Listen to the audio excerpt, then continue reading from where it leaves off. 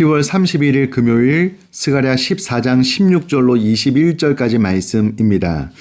예루살렘을 치러 왔던 이방 나라들 중에 남은 자가 해마다 올라와서 그 왕 만군의 여호와께 경배하며 초막절을 지킬 것이라. 땅에 있는 족속들 중에 그 왕 만군의 여호와께 경배하러 예루살렘에 올라오지 아니하는 자들에게는 비를 내리지 아니하실 것인즉 만일 애굽 족속이 올라오지 아니할 때에는 비 내림이 있지 아니하리니 여호와께서 초막절을 지키러 올라오지 아니하는 이방 나라들의 사람을 치시는 재앙을 그에게 내리실 것이라. 애굽 사람이나 이방 나라 사람이나 초막절을 지키러 올라오지 아니하는 자가 받을 벌이 그러하니라. 그날에는 말방울애까지 여호와께 성결이라 기록될 것이라. 여호와의 전에 있는 모든 솥이 제단 앞 주발과 다름이 없을 것이니 예루살렘과 유다의 모든 솥이 만군의 여호와의 성물이 될 것인즉 제사 드리는 자가 와서 이 솥을 가져다가 그곳으로 고기를 삶으리라. 그날에는 만군의 여호와의 전에 가나안 사람이 다시 있지 아니하리라. 아멘. 오늘 본문의 말씀은 스가랴 제일 마지막 부분에 해당되는 말씀입니다. 특별히 16절부터 19절까지의 말씀은 여호와의 날 이후 이방 나라들이 하나님을 예배할 것에 대한 예언이 있는 말씀이고요. 20절부터 21절까지는 선민의 땅 전체의 보편적 항구적으로 성화가 왕성될 것에 대한 예언의 말씀입니다.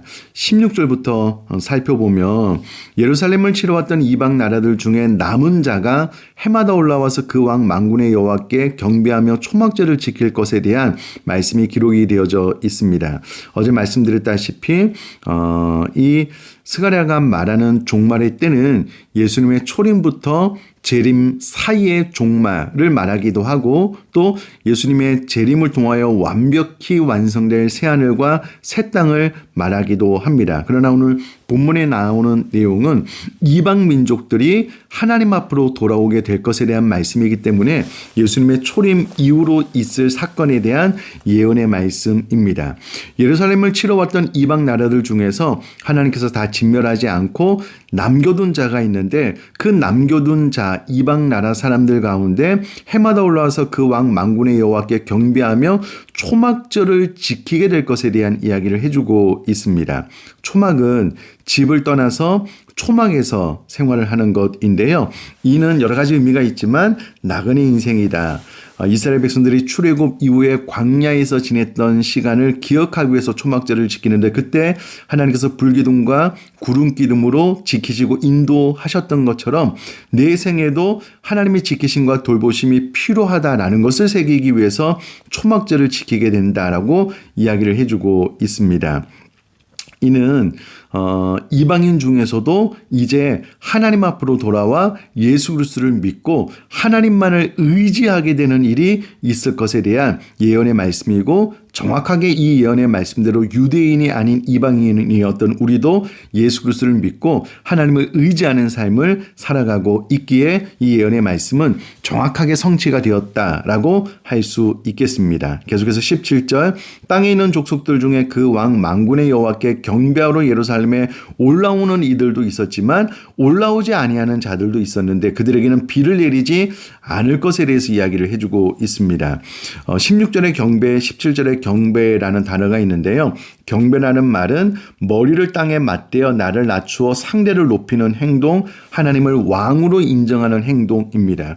16절에는 예수님을 믿고 거듭나 하나님을 왕으로 모셔 경배하는 이들이 생길 것에 대한 말씀이라면 17절에는 그렇게 하나님을 경배하지 않으므로 하나님을 왕으로 모시지 않는 이스라엘 백성 이방인들도 있을 것에 대해서 이야기를 해주고 있습니다. 17절에 예루살렘에 올라온다라는 것은 종말론적인 때를 이야기를 하는데요. 새 예루살렘을 의미하기도 하고 신약 시대를 빗대어서 이야기를 하자면 교회를 상징하고 있다. 이 예루살렘이 교회를 상징하고 있다라고 생각을 하시면 되겠고요. 신약시대에 교회에 올라와서 하나님 앞에 예배하지 않는 자들은 경배하지 않는 자들은 비를 하나님께서 내리지 아니하실 것이다 라고 이야기를 하고 있습니다. 여기서 말하는 비는 일반적으로 자연은총 속에서 내리는 비를 예수 그리스도를 믿지 않는 자에게는 내리지 않겠다. 그런 의미가 아닙니다. 여기서 말하는 비는 생명을 영위하며 성장을 가능하게 하고 결실을 이루게 하는 하나님의 은혜를 상징하는 비다라고 생각을 하시면 되겠는데요. 정말로 오늘 말세의 때를 살아가고 있는 우리가 신약시대 교회에 나와서 하나님의 은혜를 갈망하며 머리를 땅에 맞대어 하나님을 하나님으로 인정하는 자에게는 하나님께서 생명을 영위하며 성장을 가능케 하고 결실을 이루게 하는 하나님의 은혜를 내려주실 것입니다. 그러나 그렇게 하지 않는 자에게는 하나님께서 비를 내려주지 않는다. 하나님의 은혜를 줄 수가 없기 때문에 비를 내려주지 않겠다. 그러므로 그들은 하나님의 은혜와 무관한 삶을 살게 될 것에 대해서 이야기를 해주고 있습니다. 그러니 이방인 가운데도 하나님께로 돌아와서 하나님의 은혜를 충분히 받는 이들이 있는 반면 또 어떤 이방인들은 또 이와 같은 은혜를 갈망하지 않고 여전히 세상 가운데 사는 이가 있다라고 성경은 이야기를 해주고 있는 것입니다. 그런데 중요한 것은 단순히 비를 내리지 않는다. 그들이 하나님 앞에 머리를 땅에 맞대어 자기 자신을 낮춰 하나님을 인정함으로 하나님의 은혜를 구하는 이방인들에게는 다 하나님께서 은혜를 주시겠지만 그렇지 않은 이방인들에게는 은혜를 주지 않을 뿐만 아니라 오히려 재앙을 내리겠다라고 이야기를 하고 이것은 종말의 때에 영원한 지옥 형벌을 받는 것도 의미한다라는 것을 기억을 하시면 좋겠습니다.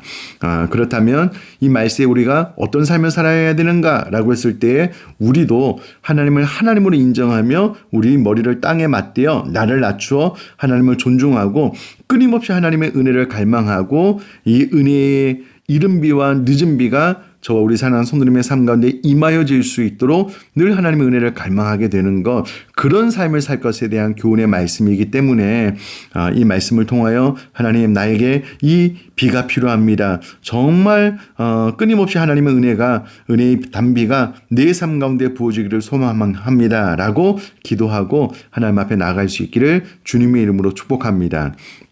20절부터 21절까지는 스가랴의 결론으로 말을 할 수가 있겠는데 종말의 때는 주님 다시 오시는 그날에는 말방울에까지 여호와께 성결이다. 말방울은 말의 목에 매는 방울인데 오늘날로 이야기를 하자면 이때 당시에 교통수단 전쟁을 일으키는 것도 맞겠지만 교통수단으로 이해를 한다면 삶의 모든 영역 차 안에 홀로 있는 그 시간까지 경적을 누리는 그 시간까지 여호와께 성결 하나님 앞에 구별된 삶을 살게 될 것에 대한 말씀을 하고 있고요. 21절에도 일상의 모든 것이 하나님의 성물이 되어 거룩히 구별되어 하나님 앞에 쓰임받게 될 것이다. 그런 날을 보게 될 것이다 라고 스가랴서는 결론을 이야기를 해주고 있습니다. 그러니 이 말씀을 통해서 내가 홀로 있는 그 시간까지도 하나님 앞에 구별하여 성결한 삶을 살아야 되겠다.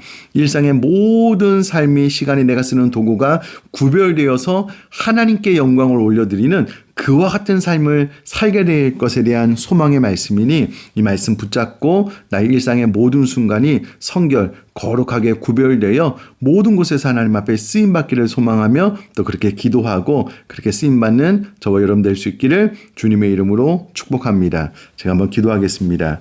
살아계신 하나님 아버지, 말세의 지말을 살아가고 있는 저와 우리 사랑하는 성도님들에게 하나님 정말 은혜의 단비가 필요합니다. 이른 비와 늦은 비가 필요합니다. 그러니 반드시 이 은혜의 단비를 사모하고 갈망하되 목마른 사슴이 신의 물을 찾기에 갈급하듯이 이 은혜의 단비를 갈망하며 또 은혜 안에 거하는 삶을 살아나갈 수 있도록 성령으로 인도하여 주옵소서. 더하여 말세에는 말방울에까지 여호와께 성결이다 기록될 것이기에 하나님 저희들이 삶의 모든 영역 혹은 홀로 있는 그 공간에서까지 구별되고 성결하여서 혹은 일상의 모든 순간에 내가 사용하는 모든 도구가 다 거룩하게 구별되어 오직 하나님을 위해서만 사용되는 것 되어질 수 있도록 도우시고 실제로 우리가 먹든지 마시든지 무엇을 하든지 다 하나님의 영광만을 위하여 살아갈 수 있는 은혜를 우리 모두에게 허락하여 주옵소서. 감사드리며 예수님의 이름으로 기도드립니다. 아멘.